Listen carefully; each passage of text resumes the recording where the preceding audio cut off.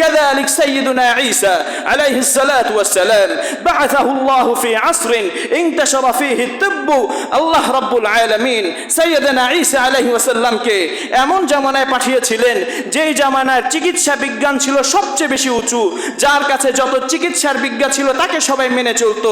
সাইয়েদনা মূসা আলাইহিস সালামকে মুজিজা দেওয়া হলো।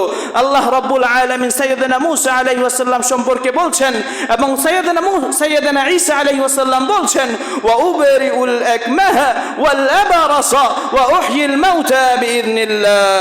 আল্লাহ রাব্বুল আলামিন আমাকে মুজিজা দিয়েছেন ওয়া উবরিউল আকমাহা, আমি অন্ধকে হাত বুলিয়ে দিলে আল্লাহর অনুমতি ক্রমে সেই অন্ধ ব্যক্তি তার চোখ ফিরে পায়।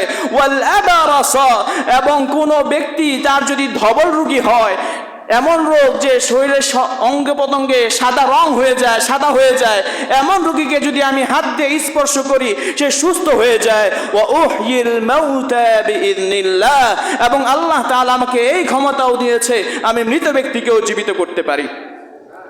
এইভাবে সাইয়েদনা ঈসা আলাইহিস সালামকে আল্লাহ রাব্বুল আলামিন অলৌকিক ক্ষমতা দিয়েছেন।